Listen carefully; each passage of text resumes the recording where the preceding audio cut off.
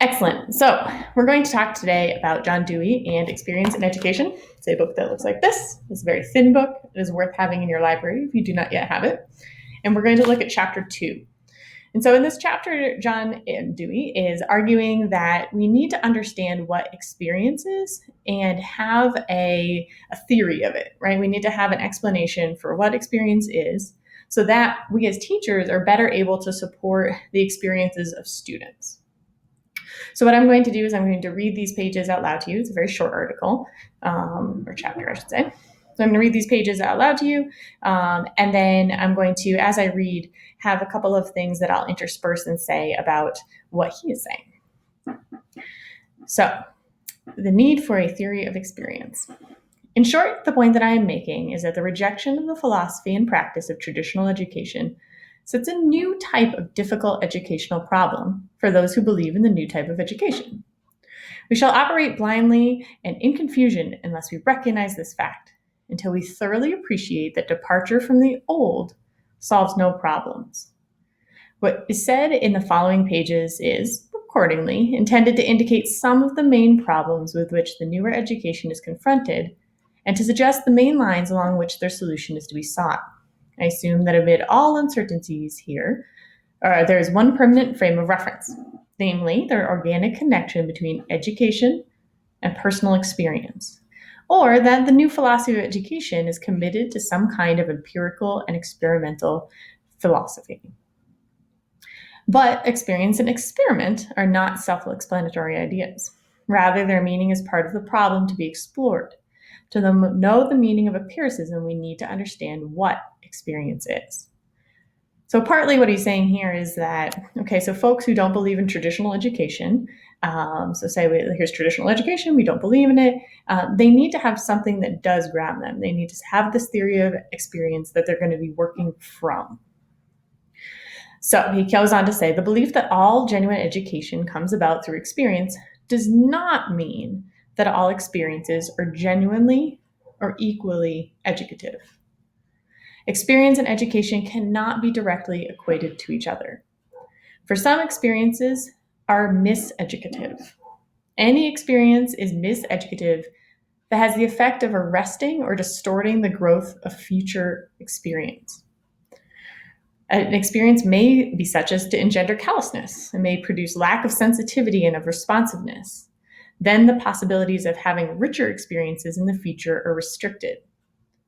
So I would say that in my experience as a teacher, whenever I've had students come in and we've started a Shakespeare unit and they've said, oh, I hate Shakespeare, like Shakespeare's the worst, I really don't like it because, in 7th grade we did this, or it's so boring, we did that freshman year. I would say that their experiences with Shakespeare were miseducative, right? Because they were callous, they were hardened towards Shakespeare, and they didn't want to engage with Shakespeare anymore, right? They've actually, the possibilities of having a rich experience were restricted. So he goes on to talk, this entire paragraph is going to be about miseducative experiences and different ways that they can be. So he says, again, a given experience may increase a person's automatic skill in a particular direction and yet tend to land him in a groove or rut. The effect, again, is to narrow that field of future experiences. He says, an experience may be immediately enjoyable and yet promote the formation of a slack and careless attitude. This attitude then operates to modify the quality of subsequent experiences so as to prevent a person from getting out of them what they have to give. Sometimes folks will talk about this here as like hands-on, not minds-on, if you've ever heard that phrase. And that like you have hands-on, you're doing a thing, and it's fun, but it's not necessarily fun and intellectually engaging. And so, yay, it's good. I'm glad we're doing it, but it's not necessarily supporting things only need to be fun in order for them to be valuable. And that shuts down a whole range of experiences you might have that could be challenging, but really worthwhile. Again, experiences may be so disconnected from one another that, while each is agreeable or even exciting in itself, they are not linked cumulatively to another. So you may have had classes in the past which seem kind of like all over the place. It's like, today we're doing this, and today we're doing this, and today we're doing this, and then you're all over, right? So they may be interesting, but since they're so disconnected, they're not helpful into like understanding them as a connected experience. Energy is then dissipated and each person becomes scatterbrained, is what he says happens. Each experience may be lively, vivid, and interesting, and yet their disconnectedness may artificially generate dispersive, disintegrated, centrifugal habits. The consequence of formation of such habits is inability to control future experiences. They are then taken either by way of enjoyment or of discontent and revolt, just as they come. Under such circumstances, it is idle to talk about self-control. So if that is a student's experience, things are all over the place, right? Then you say like, either they all need to be fun or I don't want to do any of this. And neither of those lends themselves to that student, that learner going forward and being better able to navigate and control the experiences that they're bringing in and making sense of. All right, so Dewey continues and says, traditional education offers a plethora of examples of experiences of the kinds just mentioned. It is a great mistake to suppose, even tacitly, that the traditional schoolroom was not a place in which pupils had experiences. Yet, this is tacitly assumed when progressive education as a plan of learning by experience is placed in sharp opposition to the old. The proper line of attack is that the experiences which were had by pupils and teachers alike were largely of the wrong kind. How many students, for example, were rendered callous to ideas, and how many lost the impetus to learn because of the way in which learning was experienced by them? We might hear that today as like folks who said, I hate school, I hate school and I hated school, or like I hated reading in school and I don't really read, I'm not a reader, right? Because they were rendered callous to ideas and those skills. How many acquired special skills by means of automatic drill so that their power of judgment and capacity to act intelligently in new situations was limited?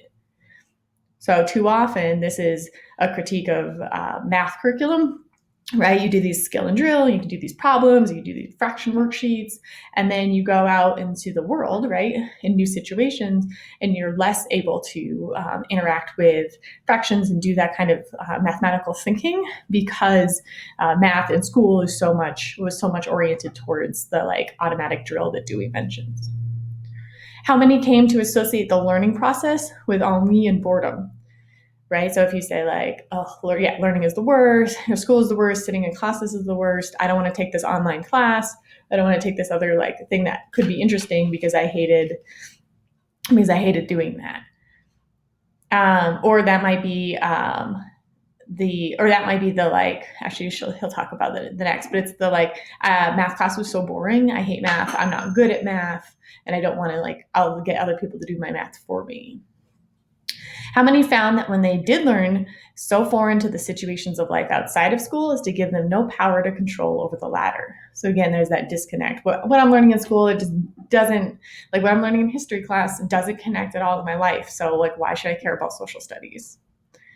How many came to associate books with dull drudgery so that they were conditioned to all but flashy reading material?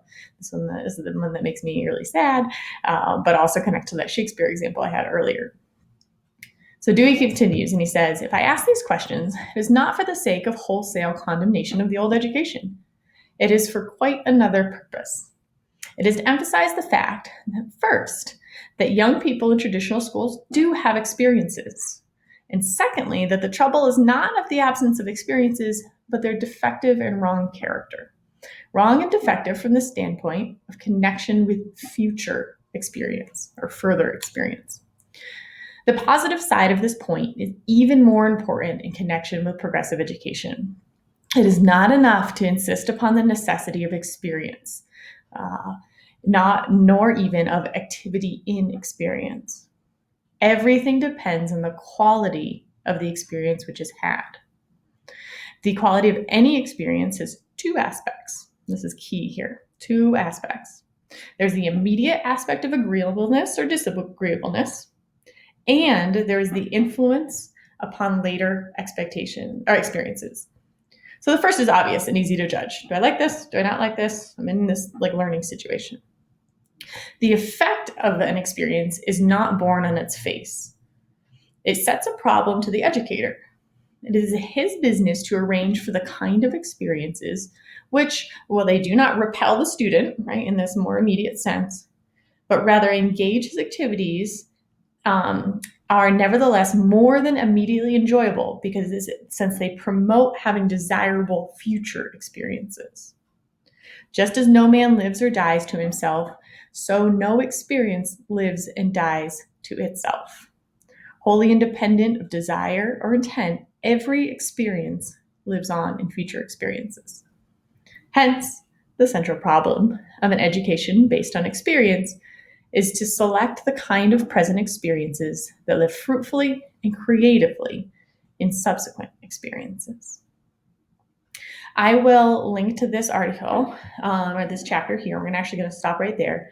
I will link to this in our reading so that you have the PDF as well in our Moodle. But I'd like you to take what Dewey is laying out here in terms of needing a theory, right? Needing a cohesive statement and understanding of not only what experience is, right? It's this effect here, but why it matters, right? Because in education, it's not only about whether or not this activity is fun or good or hard or challenging or any of the other rigorous we like to call them, right? What is this thing that we're doing right now? But because that experience could be miseducative to the students, right? To say, I'm doing this now, but I never want to, I'm running right now because my gym teacher is making me run for the mile, but this is just making me never, ever, ever want to run again. So how do we as teachers, right, figure out how to set up these sorts of experiences so that they live fruitfully and creatively in the future?